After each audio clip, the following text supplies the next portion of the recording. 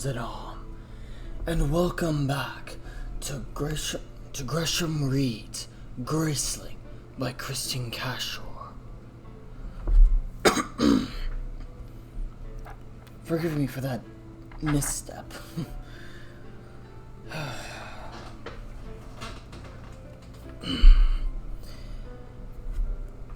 Anyways, in the last two chapters, we had witnessed Katsa's rebellion against Randa and her escape from Randa's keep, his castle.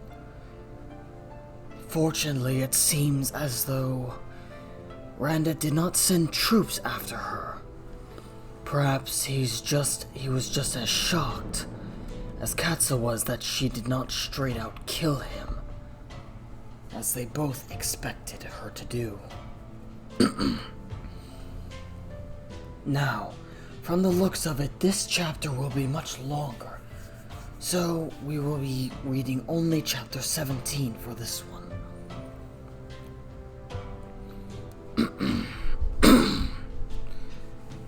Now, let us begin, shall we? Also, if you do enjoy this video, be sure to leave a like. But only if you enjoy the video. I will not ask you to like it if you do not enjoy this series. Chapter 17. In the morning, she woke before he did. She followed the dribble of water downstream until she found a place where it formed something larger than a puddle, but smaller than a pool. There she bathed as well as she could. She shivered, but she didn't mind the coldness of air and water. It woke her completely. When she tried to untie her hair and untangle it, she met with the usual frustration. She yanked and tugged, but her fingers could not find a way through the knots. She tied it back up. She dried herself as best as she could and dressed. When she walked back into the clearing, he was awake and tying his bags together. "Would you cut my hair off if I asked you?" He looked up, eyebrows raised. "You're not thinking of trying to disguise yourself?" "No, it's not that. It's just that it drives me mad, and I've never wanted it. And I'd be so much more comfortable if I could have it all off." He examined the great knot gathered at the nape of her neck. "It is rather wound together, like a bird's nest," he said, and at her glare he laughed. "If you truly want me to, I could cut it off, but I don't imagine you'd be particularly pleased with the results. Why don't you wait until we reach the inn and have the innkeeper's wife do it, or one of the women in town?" Katsa sighed. "Very well, I can live with it for one more day." Po disappeared down the path from which she'd come. She rolled up her blanket and began to carry their belongings to the horses.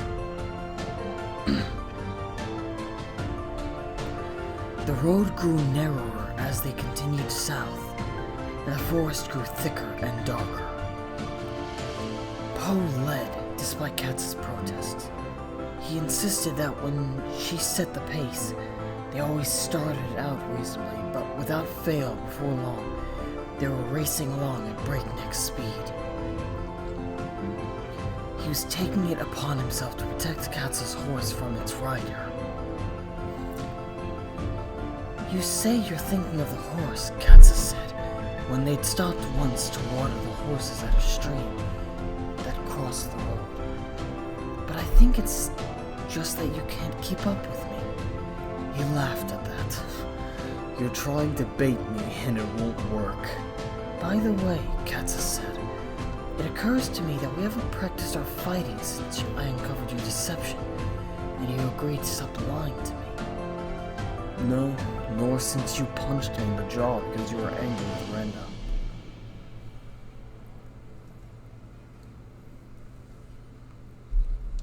She couldn't hold back her smile. Fine, she said. You'll lead. But what about our practices? Don't you want to continue them? Of course, he said.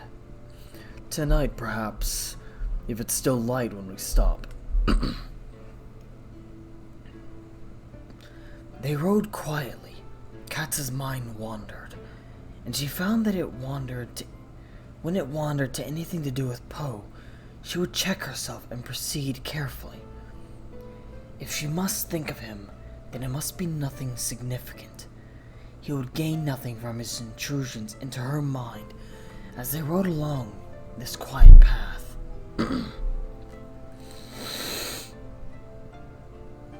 It occurred to her how susceptible he must be to intrusions. What if he were working out some complicated problem in his mind, concentrating very hard and a great crowd of people approached? Or even a single person who saw him and thought his eyes strange, or admired his rings, or wanted to buy his horse. Did he lose his concentration when other people filtered into his mind? How aggravating that would be. And then she wondered, could she get his attention without saying a word? If she needed his help or wanted to stop, could she call him in his mind? It must be possible. If a person within his range wanted to communicate with him, he must know it. She looked at him, riding before her, his back straight and his arms steady. His white shirt sleeves rolled to the elbows, as always. She looked at the trees then, and at her horse's ears, and at the ground before her. She cleared her mind of anything to do with Po. I'll hunt down a goose at dinner, she thought. The leaves on these trees are just beginning to change color. The weather is so lovely and cool. And then with all her might, she focused her attention on the back of Po's head and screamed his name inside her mind. He pulled on his rein so hard that his horse screeched and staggered and almost sat down. Her own horse nearly collided with his, and he looked so startled and flabbergasted and irritated that she couldn't help it. She exploded with laughter. What in the name of Lynette is wrong with you? Are you trying to scare me out of my wits? Is it not enough to ruin your own horse, but must you ruin mine as well? She knew he was angry, but she couldn't stop laughing. Forgive me, Po. I was only trying to get your attention. And it never occurs to you. I suppose it never occurs to you to start small. If I told you my roof needed rebuilding, you'd start by knocking down the house. Oh, Po, she said, don't be angry. She stifled the laugh that rose into her throat. Truly, Po, I have had no idea it would startle you like that. I didn't think I could startle you. I didn't think your grace allowed it. She coughed and forced her face into a mask of penitence, which wouldn't have fooled even the most incompetent of mind readers. But she hadn't meant it. Truly, she hadn't. And he must know that. And finally, his hard mouth softened, and a flicker of a smile played across his face. Look at me, he said, unnecessarily, for the smile had already trapped her. Now, say my name in your mind, as if you wanted to get my attention, quietly as if you would, if you were speaking it out loud. She waited for a moment, and then thought it. Po. He nodded. That's all it takes. Well, that was easy. You and you'll notice it caused no abuse to the horse. Very funny. Can we practice while we're riding?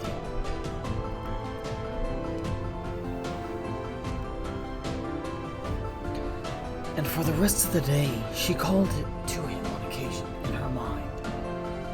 Every time he raised his hand to show that he'd heard, even when she whispered. So then she decided to stop calling to him, for it was clear that it worked, and she didn't want to badger him. He looked back at her then and nodded, and she knew that he had understood her. And she rode behind him with her eyes wide, and tried to make some sense of their having an entire conversation of sorts, without saying a word. They made camp beside a pond, surrounded by great Sundaran trees. As they unhooked their bags from the horses, Katsa was sure she saw a goose through the reeds, waddling around in the opposite shore. Po squinted. It would appear to be a goose, he said, and I wouldn't mind a drumstick for dinner. So Katsa set out, approaching the creature quietly. It didn't notice her. She decided to walk right up to it and break its neck, as the kitchen women did in the chicken house of the castle. But as she snuck forward, the goose heard her and began to squawk and run for the water. She ran after the bird, and it spread its massive wings and took to the air. She leapt and wrapped her arms around its middle. She brought it down straight into the pond, surprised by its size. And now she was wrestling in the water with its enormous flapping, biting, splashing, with an enormous flapping, biting, splashing, kicking goose. But only for a moment, for her hands were around its neck, and its neck snapped, before it could close its sharp beak around any part of her body.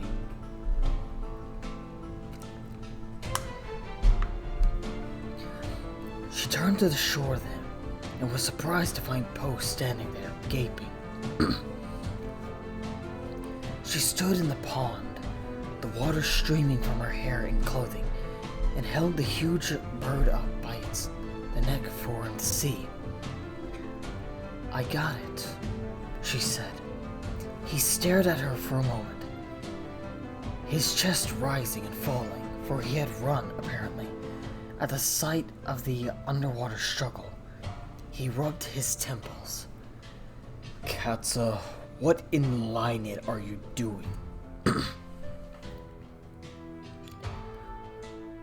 What do you mean? I've caught us a goose. Why didn't you use your knife? You're standing in the pond. You're soaked through. It's only water, she said.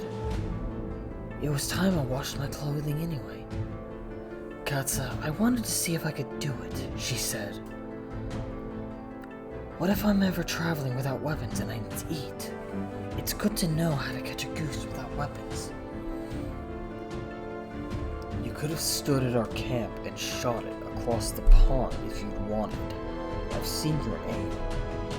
But now I know I can do this, she said simply. He shook his head and held out a hand. Come out of there before you catch a chill. Give me that. I'll pluck it while you change into dry clothes. I never catch a chill, she said as she waded to shore. He laughed then. Oh, Katsa, I'm sure you don't. He took the goose from her hands. Do you still have a fight in you? We can practice while your goose is cooking. Fighting him was different, now that she knew his true advantages. It was a waste of her energy, she realized, to fake a blow. She could have no material, mental advantage over him. No amount of cleverness would serve her. Her only advantages were her speed and her ferocity. And now that she knew this, it became easy to adjust her strategy. She didn't waste time being creative. She only pummeled him as fast and as hard as she could. He might know where she aimed her next blow, but after a barrage of hits, he simply couldn't keep up with her anymore. He couldn't move fast enough to block her. They struggled and wrestled as the light faded, and the night moved in. Over and over, he surrendered, and heaved himself back up to his feet, laughing and moaning. "And this is good practice for me," he said, "but I can't see what you have to gain from it, other than the satisfaction of beating me to a pulp." "We'll have to come up with some new drills," she said. "Something to challenge both of our graces." "Keep fighting me once the sky is dark. You'll find us more evenly matched then." And it was true. The night sky closed in around them, a black sky with no moon and no stars. Eventually Katsa could no longer see, could only make out his vaguest outline. Her blows as she threw them were approximate. He knew she couldn't see and moved in ways that would confuse her. His defense became stronger, and his own strikes hit her squarely. She stopped him. "It's that exact. Your sense of my hands and feet." "Hands and feet, fingers and toes," he said. "You're so physical, Katsa. You have so much physical energy, I sense it constantly. Even your emotions seem physical sometimes." She squinted at him and considered. "Could you fight a person blindfolded?" "I never have. I could never have tried it, of course, without arousing suspicion. But yes, I could, though it would be easier on flat ground. My sense of the forest is too inconsistent." She stared at him, a black shape against a blacker sky. "Wonderful," she said. "It's wonderful. I envy you. We must fight more often at night." He laughed. "I won't complain. It'd be nice to be on the offensive every once in a while." They fought just a bit longer until they both tripped over a fallen branch, and Po landed on his back, half submerged in the pond. He came up sputtering. "I think we've done enough barreling around in the dark," he said. "Shall we check on your goose?" The goose sizzled over the fire. Katsa poked at it with her knife, and the meat fell away from the bone. "It's perfect," she said. "I'll cut you your drumstick." She glanced up at him, and in that moment, he pulled his wet shirt over his head. She forced her mind blank. Blank as a new sheet of paper. Blank as a starless sky. He came to the fire and crouched before it. He rubbed the water from his bare arms and flicked it into the flames.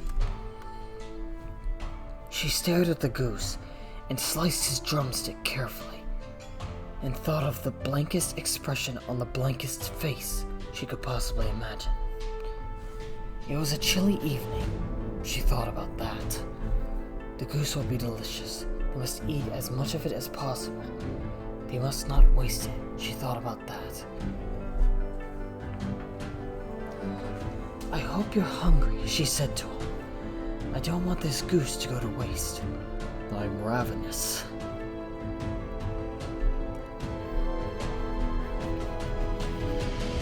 He was going to sit there shirtless, apparently, until the fire dried him.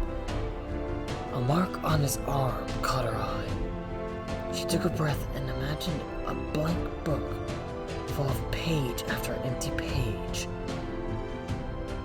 But then a similar mark on his other arm drew her attention, and her curiosity got the better of her. She couldn't help herself. She squinted at his arms. And it was all right. This was acceptable, for there was nothing wrong with being curious about the marks that seemed to be painted onto his skin. Dark, thick bands, like a ribbon wrapped around each arm. And the place where the muscles of his shoulders ended and the muscles of his arm began.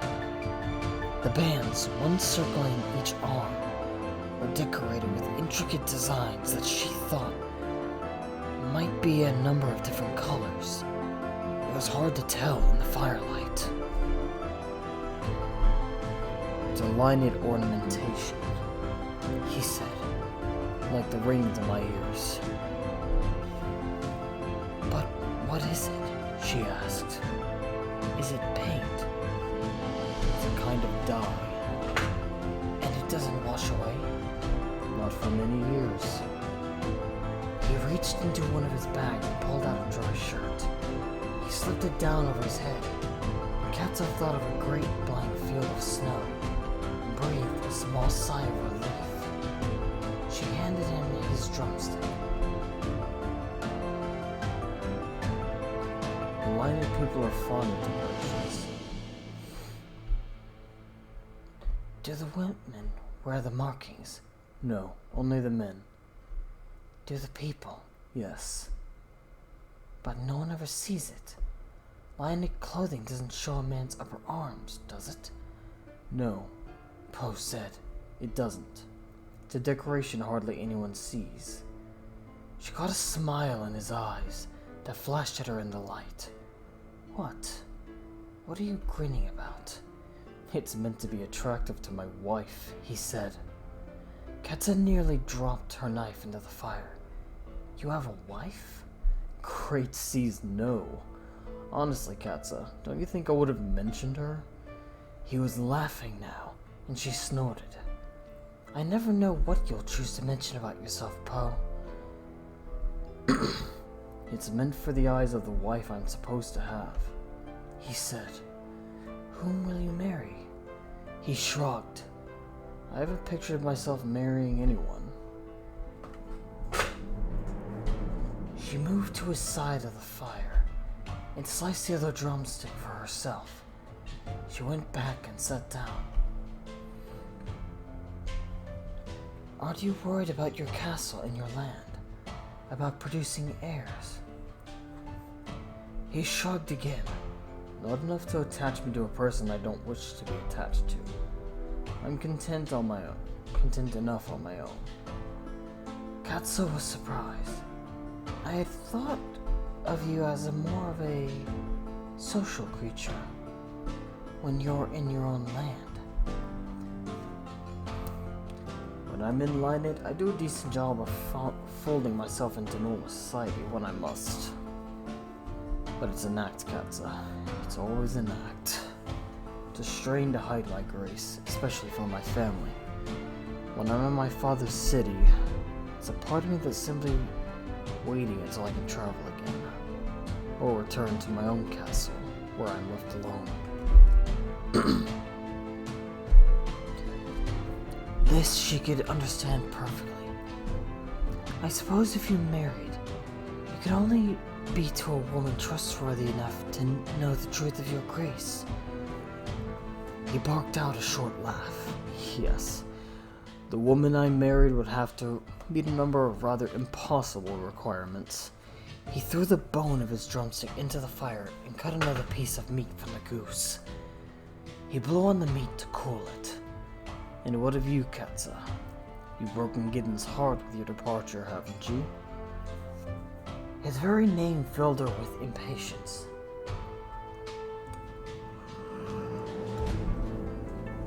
Gideon.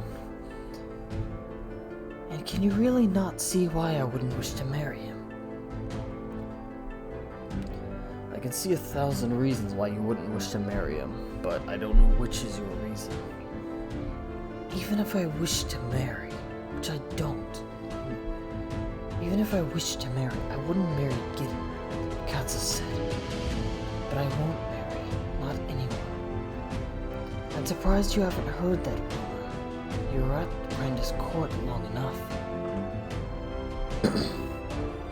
Oh, I heard it.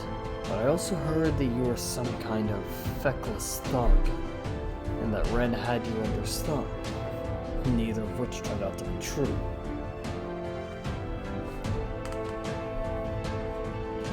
She smiled in and threw her own bone into the fire. One of the horses whickered. Some small creature slipped into the pond, the water closing around it with a gulp. She suddenly felt warm and content, and full of good food. Raffen and I once talked about marrying, she said, for he's not wild about the idea of marrying some noblewoman who thinks only of being rich or being a queen. And of course, he must marry someone. He has no choice in the matter, and to marry me would be an easy solution. We get along, I wouldn't try to keep him from experiments. He wouldn't expect me to entertain his guests.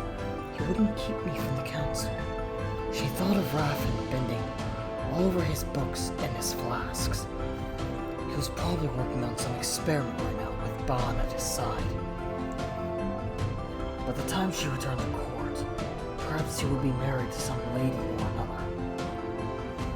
He married and she not there for him to come to and talk of it. She not there to tell him her thoughts. If he wished to hear them, as he always did. In the end, she said, it was out of the question. We laughed about it, for I couldn't even begin to consider it seriously. I wouldn't ever consent to be queen, and Raffen will require children, which I'd also never consent to. And I won't be so tied to another person, not even Raffen. She squinted into the fire and sighed over her cousin whose responsibilities were so heavy. I hope he'll fall in love with some woman who will make a happy queen and mother. That would be the best thing for him. Some woman who wants a whole roost of children. Po tilted his head at her. Do you dislike children? I've never disliked children I've met. I've just never wanted them. I haven't even wanted to mother them. I can't explain it. She remembered Gideon then, who had assured her that this would change, as if he knew her heart, as if he had the slightest understanding of her heart. She threw another bone into the fire and hacked another piece of meat from the goose.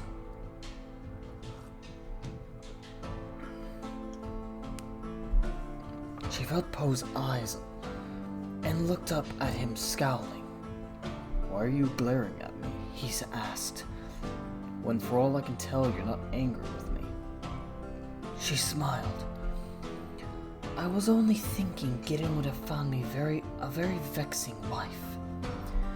I wonder if he would have understood when I planted a patch of seabane in the gardens, or perhaps he would have thought me charmingly domestic. Po looked puzzled. What's seabane? I don't know if you have another name for it in my native. It's a small purple flower. A woman who eats its leaves will not bear a child. They wrapped themselves in their blankets and lay before the dying fire. Po yawned a great deep yawn, but Katsa wasn't tired. A question occurred to her, but she didn't want to wake him if he was falling asleep. What is it, Katsa? I'm awake. She didn't know if she would ever get used to that. I was wondering whether I could wake you, she said, by calling to you inside your mind when you're sleeping.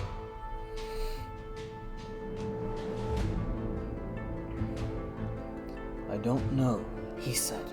I don't sense things while I'm sleeping, but if I'm in danger or if someone approaches, I always wake. You may try it. If you must.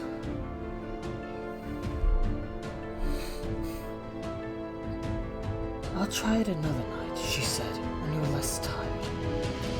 Aren't you ever tired, Katsa? I'm sure I am, she said, though she couldn't bring a specific example to mind.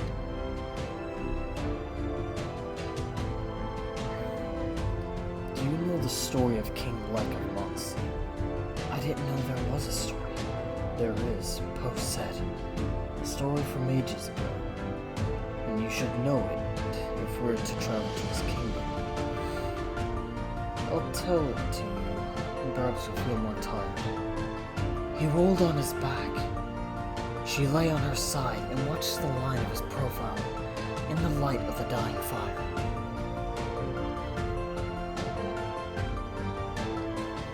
The last king and queen of Muncie were kind people. Not particularly great state minds. Not particularly great state minds, he said. But they had good advisors. They were kinder to their people than most today could ever imagine. For a king and a queen.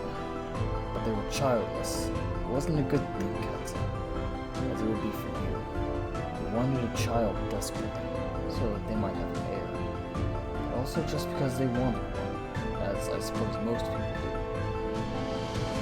And then, one day, a boy came to the court. A handsome boy of about 13 years. Clever looking, with a patch over one eye, for he'd lost an eye when he was younger. He didn't say where he came from, or who his parents were, or what had happened to his eye. He only came to court begging and telling stories in return for food. The servants took him in, and told such wonderful stories. Wild stories about a place beyond the 7 kingdoms, where monsters come out of the sea and air, and armies burst out of holes in the mountains, and the people are different from anyone we've ever known. Eventually the king and queen learned of him, and he was brought before them to tell his stories. The boy charmed them completely, charmed them from the first day. They pitied him for his poverty and loneliness and his missing eye. They began to bring him into their presence for meals, or ask him when they'd return from long journeys, or call him to their rooms in the evenings. They treated him like a noble boy. He was educated and taught to fight and ride. They treated him almost as if he were their own son. And when the boy was 16 and the king and queen still didn't have a child of their own, the king did something extraordinary. He named the boy his heir. Even though they knew nothing of his past. And this is where the story truly becomes interesting, Katsa. For not a week after the king had named the boy his heir, the king and queen died of a sudden sickness, and their 2 closest advisors fell into despair and threw themselves into the river. Or so the story goes. I don't know that there were any witnesses. Katsa propped herself on her elbow and stared at him. Do you think that's strange? He asked. I've always thought it was strange, but the Monsian people never questioned it. And all in my family who've met Lek tell me I'm foolish to wonder. They say Lek is utterly charming, even his eye patch is charming. They say he grieved for the king and queen terribly. He couldn't possibly have had anything to do with their deaths. I've never known this story. I didn't even know Lek was missing an eye. Have you met him? I haven't, Po said. But I've always had a feeling I wouldn't take to him as others have. Are you sure it's off this time, Darkus? Yeah, it's off. I promise it's off. I honestly forgot I had it on. Seriously.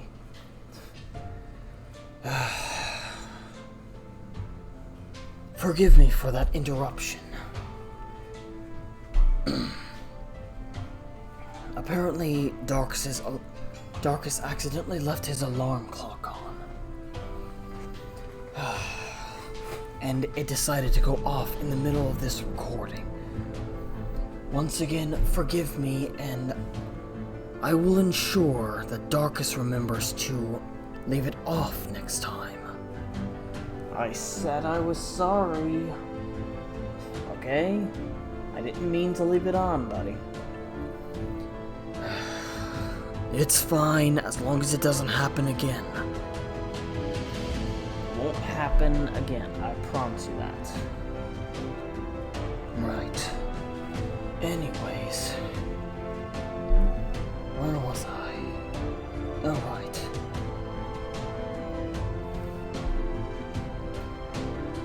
Despite his reputation for kindness to the small and the powerless,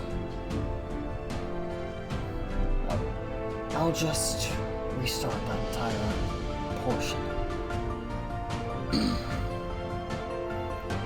I haven't, Po said, but I've always had a feeling I wouldn't take to him, as others have, despite his great reputation for kindness to the small and the powerless. He yawned and turned onto his side. Well, I suppose we'll both learn soon enough whether we take to him if things go as I expect. Good night to you, Katsa. We may reach the inn tomorrow. Katsa closed her eyes and listened to his breathing, his breath grow steady and even. She considered the tale he'd told. It was hard to reconcile King Lek's pleasant reputation with his story. Still, perhaps he was innocent. Perhaps there was some logical explanation. She wondered what reception they would receive at the end, and whether they'd be lucky enough to cross paths with someone who held the information they sought. She listened to the sounds of the pond, the breeze in the grasses. She thought Po had fallen asleep. She said his name aloud once, quietly. He didn't stir. She thought his name once, quietly, like a whisper in her mind. Again, he didn't stir, and his breathing didn't change. He was asleep. Katsa exhaled slowly. She was the greatest fool in all the 7 kingdoms. Why, when she fought with him almost every day, when she knew every part of his body? Why, when she'd sat on his stomach and wrestled him on the ground and could probably identify his armhole faster than any wife would recognize the embrace of her own husband, had the sight of his arms and shoulders so embarrassed her? She had seen 1,000 shirtless men before, in the practice rooms or when traveling with Gideon and Ol. Raffin practically undressed in front of her. They were so used to each other. It was like his eyes. Unless they were fighting each other, Po's body had the same effect on her as his eyes. His breathing changed and she froze her thoughts. She listened as his breathing settled back into a rhythm. It was not going to be simple with Po. Nothing with Po was going to be simple. But he was her friend, and so she would travel with him. She would help him uncover the kidnapper of his grandfather, and by all means she would take care not to tumble him into any more ponds. And now she must sleep. She turned her back to him and willed her mind to darkness. Well, it appears that Katsa has a growing fondness for him. I wonder what will become of this.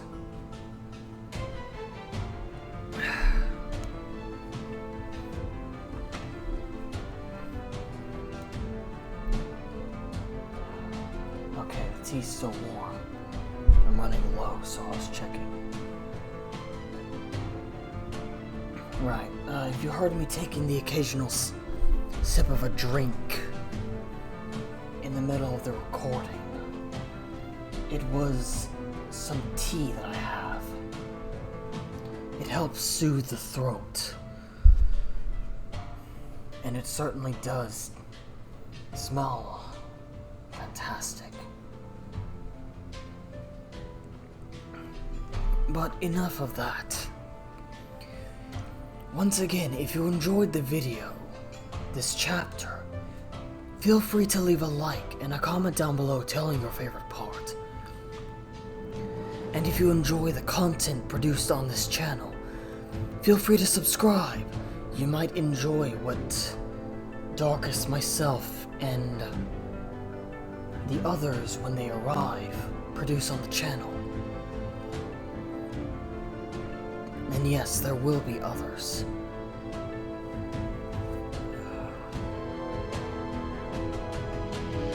If you do not find our content to your taste, you may always unsubscribe.